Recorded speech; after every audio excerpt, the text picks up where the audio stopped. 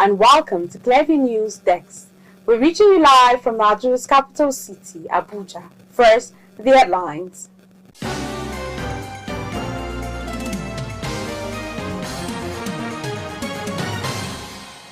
Ibadan resident in shock as pastor allegedly murders female church member to attract more congregants.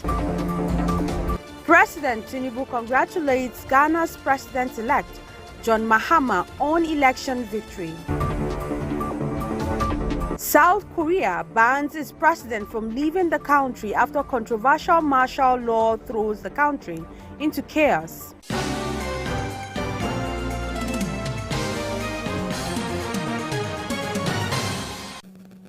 I'm Florence Joshua with these and more.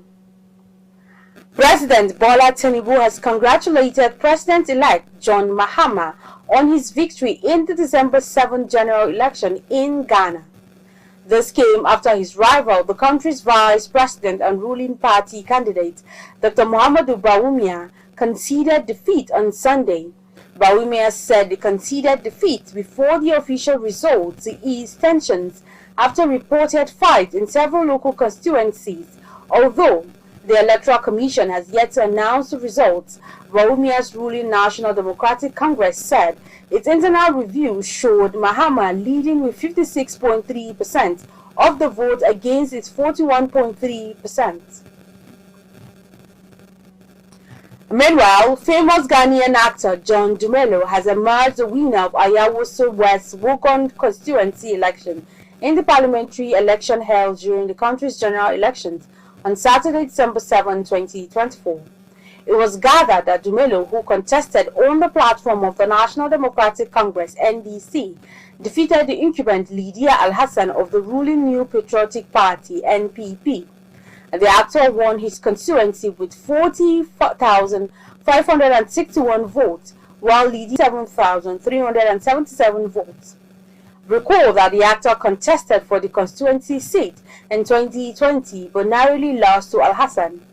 Dumelo, who began his acting career in 1991 while he was still in school, has since appeared in various Gollywood and Nollywood movies. We say a big congratulations to John Dumelo and wish him a successful tenure.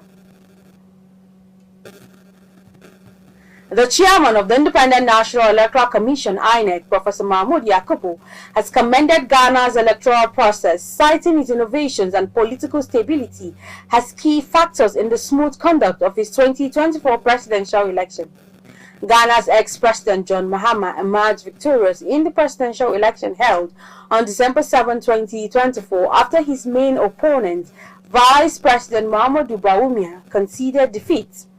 Yakubu, who monitored the election, praised Ghana's political stability, noting the consistency of its political party structures and voter loyalty. He also cited the perseverance of the main opposition candidate, a former vice president and current president Nana Akufo-Addo, who contested multiple elections before achieving success. There are many things I've observed. The first thing is the political parties. One of the lessons I think from this election for me is the fact that the main opposition candidate was vice president and president of the Republic of Ghana, lost elections on 2 different occasions, is now 3rd time lucky. And the candidate of the ruling party has also been in the same party which has been in and out of power for a long time. Rarely in Ghana do you see people moving from one party to another with every general election. So that is important. It provides stability. It also provides their supporters stability. So that you have people who support political parties for many, many years. So whether the party is in power or in opposition, they stick to the political party. The second thing for me is the lesson that Ghana also learned from Nigeria in the area of managing constituency election results. Until the last election in Ghana, all results come to the EC headquarters in Accra. That is parliamentary and presidential. Although Ghana is not a federal system, but they learned from Nigeria where you have returning officers that announce results for parliamentary elections in the various constituencies around the country. Only the presidential election results come to Accra. So in Nigeria, this is what we have done, and they borrowed a leaf from us, and this is the second time they're implementing that. That's why, as you can see, the declaration of the presidential election result was a lot faster than it used to be in the past. The Election Commission of Ghana is expected to announce the official results by Tuesday. Yakubu's commendation comes as Ghana solidifies its reputation as a stable democracy in the region. The United States President-elect Donald Trump has reaffirmed his plans to deport all illegal migrants in the United States over his upcoming 4-year term. In a television interview on Sunday, Trump detailed his vision for a broad crackdown on illegal immigration, which he intends to classify as a national emergency upon taking office on January 20th. According to Reuters, the Department of Homeland Security estimates that as of January 2022, over 11 million people are in the U.S. without legal status. Trump reaffirmed his intention to remove all unauthorized immigrants while emphasizing enforcement. Trump signaled willingness to negotiate protections for Dreamers, immigrants brought to the U.S. illegally as children. Recall that during his first term, Trump attempted to dismantle the Deferred Action for Childhood Arrivals program, which provides deportation relief to this group, but was blocked by the Supreme Court. Trump also plans to issue an executive order to end birthright citizenship on his first day in office. South Korea's President Yoon Suk-yeol was banned from leaving the country on Monday. The Justice Minister said less than a week after he plunged the country into chaos by briefly imposing martial law. Yoon sent special forces and helicopters to Parliament on the night of December 3rd before lawmakers forced him to rescind the order by rejecting his decree. The hugely unpopular leader narrowly survived an impeachment motion in Parliament on Saturday, even as huge crowds braved freezing temperatures to call for his ouster. However, despite remaining in office, a crunch of investigation has been closing in on Yoon and his close allies, including a probe for alleged insurrection. The Ministry of Justice confirmed on Monday that Yoon had become the first sitting South Korean president to be banned from leaving the country. A lawmaker was asked at a parliamentary hearing on Monday whether Yoon had been banned from leaving the country. Yes, that's right. Bin Sang-up of the Immigration Services Commissioner at the ministry replied. Also under travel bans for the Rosen last week event are former Defense Minister Kim Yong-hyun, currently in detention, and ex-Interior Minister Lee Seung-min. A shocking case of alleged ritual killing has rocked the city of Ibadan when a pastor identified as Peter Oluwalolese was arrested by police operatives for allegedly killing a female member of his church. A viral video has surfaced online where the pastor was seen making a chilly confession about the death of one Adijat who was murdered for ritual purpose aimed at attracting more congregants. It was gathered that another body was subsequently provided to him. However, Peter, who pastors the God Has Done It church in the Apata area of Ibadan, was arrested over the alleged murder of the victim. Pastor kí lẹ kúrúkọ yín. Peter Oluwalolese mi bá orí ọmọ yẹn. Bó máa gbèsè ìgbà tó wá dé Ìbàdàn. Tó máa dé sí Wọ́n ti arrange tán mi fojú kan. Wọ́n ti arrange ẹbí sínú apẹ.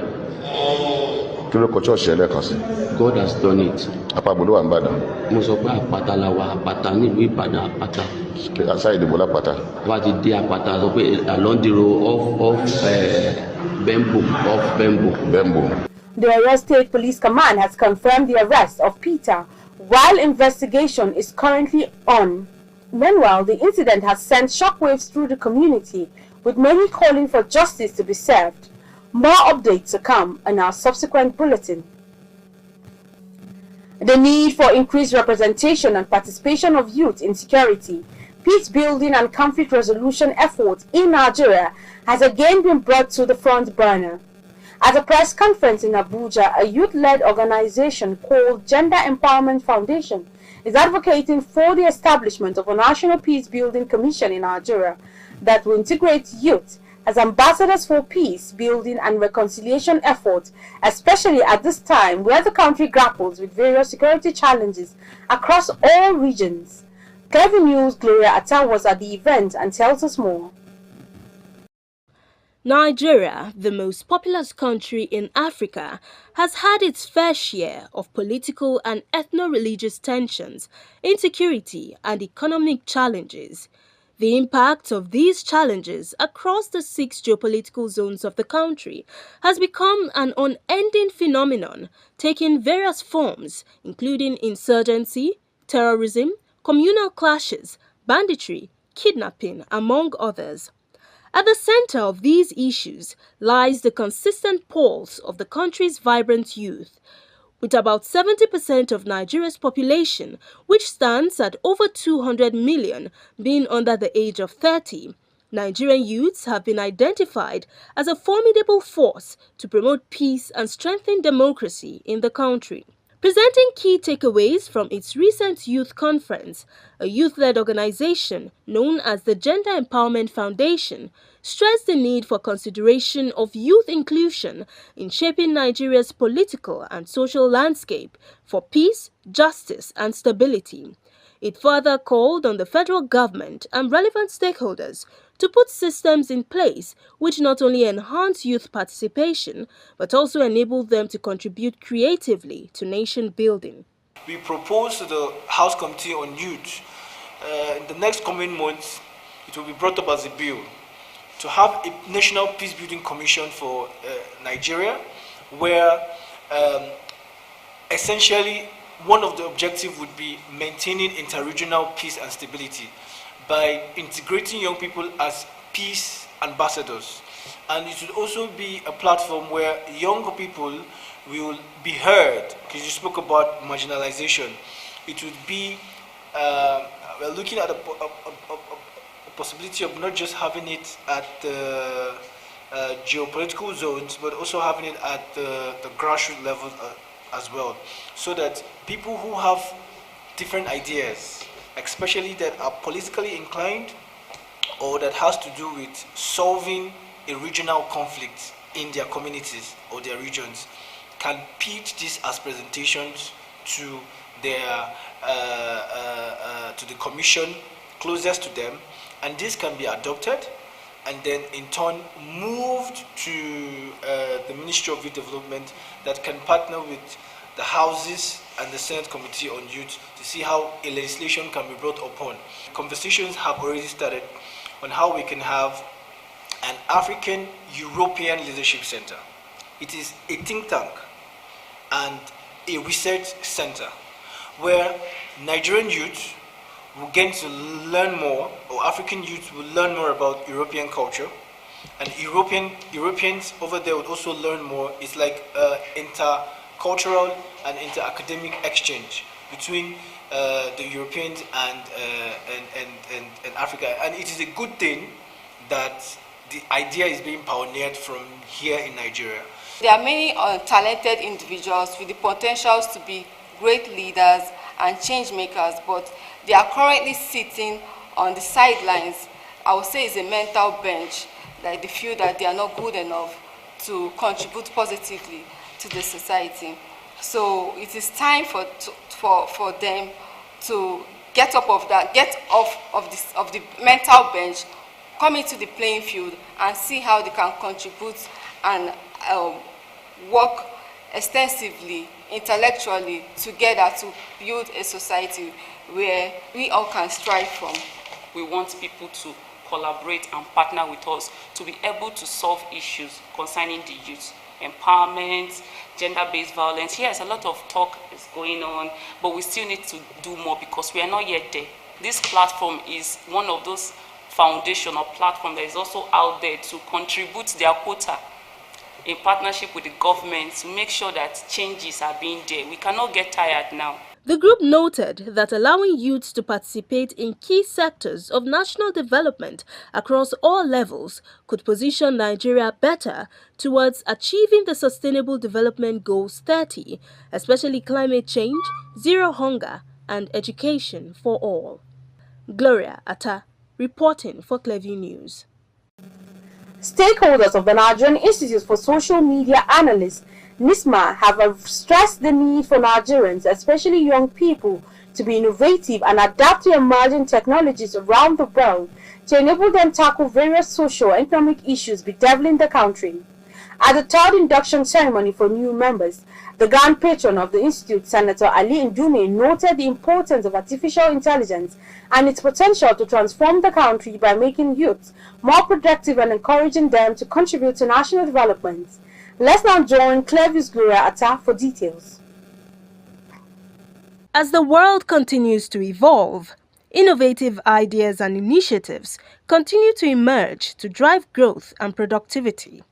One of such innovations is the integration of artificial intelligence into all sectors of national interest to drive growth and development. This transformative technology has the ability to revolutionize industries, alter job markets, and enhance the quality of life of citizens. Despite its numerous potentials, AI presents complex ethical challenges and societal implications that must be addressed with care and foresight.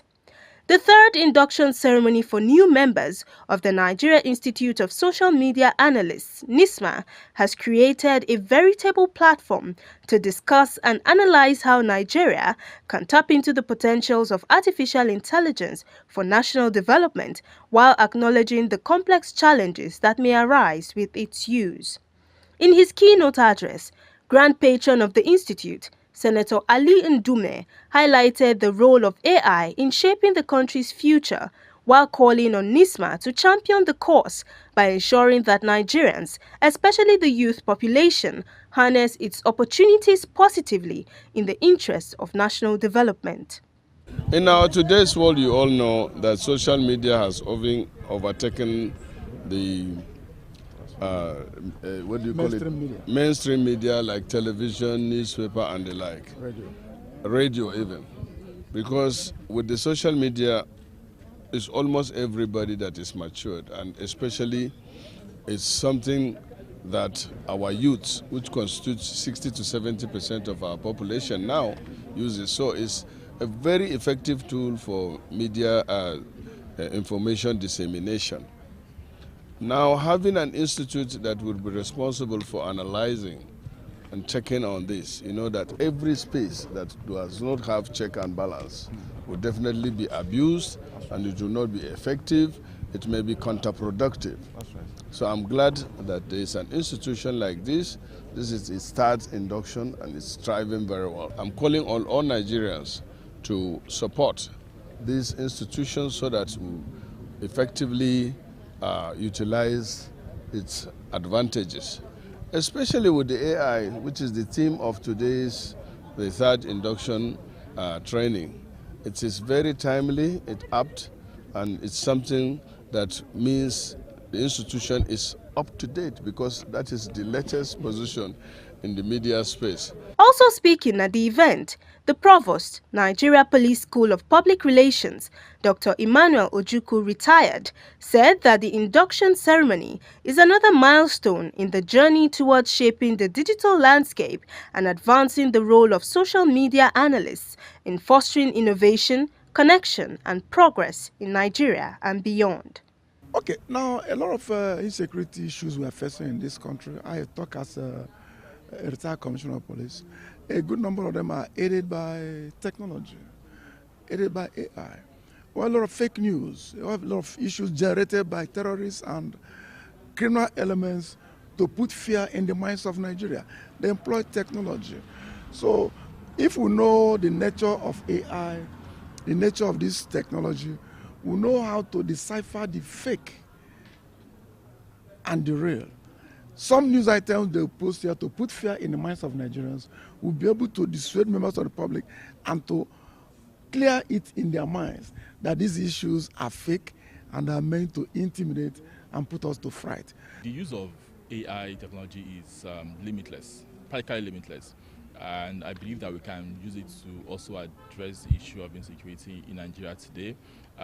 We just need to find the right minds, the right people who are interested enough to be able to start to create solutions in that regard.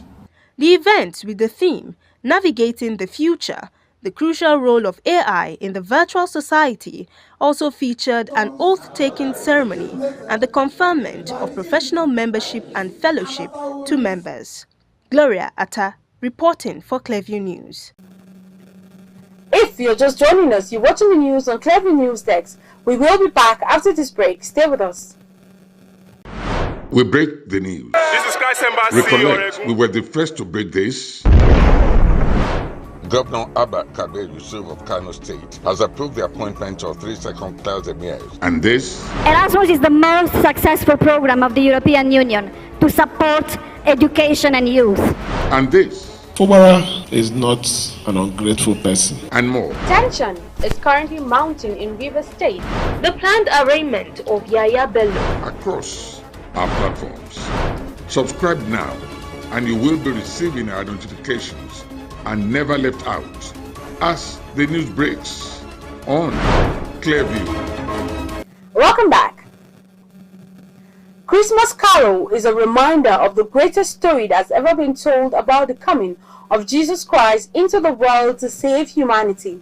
Speaking with journalists at the church Christmas Carol at the weekend, the senior pastor of Foursquare Gospel Church, Asokoro, Reverend Julius Micheleza, appealed to Christians all over the world to reflect on some of the virtues of Christ Jesus, especially his humility as they celebrate this Christmas season.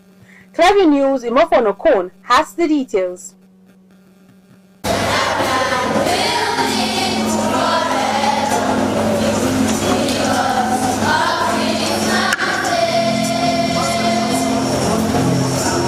It was a glorious moment at the Foursquare Gospel Church, Asokoro, as all members of the church joined other Christians around the world to observe another Christmas carol.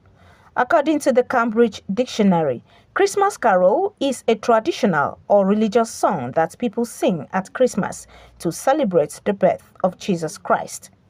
Christmas carols have musical elements that make them distinct from other songs and hymns. They are often performed by choirs with an organ or instrumentalist. The senior pastor, Foursquare Gospel Church, Reverend Julius, while speaking on the essence of Christmas carol among believers, said it is a season to reflect on what happened 2,000 years ago. When Jesus was born, he was born in a manger. Can you imagine the honor of the entire world coming in that, starting that in a humble beginning? And I think it teaches humility. It teaches, contriteness, and it gives us, a glimpse of the nature of God. So if we, his creatures, will emulate that humility, that contriteness, I believe the world will be a better place. For the fact that God sent Jesus into the world is because of his concern for humanity. So when we have leaders that have concern, for people, they'll be just, they'll be fair, and they'll be equitable, to the people they lead. Speaking on the legacies of Jesus Christ, some worshippers said the Christmas carol is a reminder of Jesus Christ as the light of the world. We do this celebration once a year. It reminds us, it encourages us, it brings forth the reason for the season. It reminds us that we should learn to live with peace with each other. We should learn to live and love each other. We should learn to do what is best for our country and for our neighbors. And if we do that, all of us doing that, this country will be better for all of us. Life will be better for all of us. It's a time that people come together to celebrate the grace and the favor of God in our lives. His mercies upon our lives throughout the year, and the reason why we are Christians is being established and reinforced again. We are on the lip service. That is why we're having almost everything turned upside down. Nigeria need to go back to Christ. Nigeria need to truly worship and go back to the Word of God. The Word of God, in every inch of it, can lead us to fulfilling humanity, to giving the society a wonderful place. Apart from the Christmas carol focusing on the story of the miracle of Jesus' birth, the overall message centers around humility, hope, and joy. Imefon Okon, reporting for Clearview News. And that's the news, but before we go, a recap of the top stories.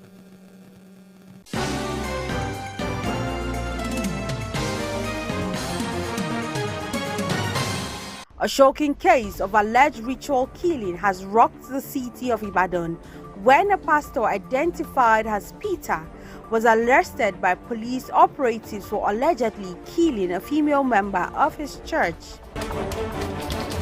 President Bola Tinubu has congratulated President-elect John Mahama on his victory in the December 7 general election in Ghana.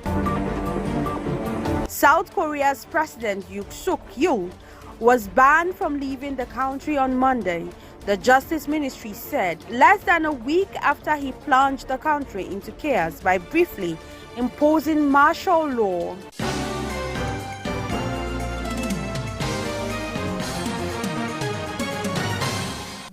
You can follow up on latest events and happenings around you via social media platforms on Facebook, Instagram, and YouTube at Clearview News Desk, or via our handle on X, formerly known as Twitter, at Clearview Online.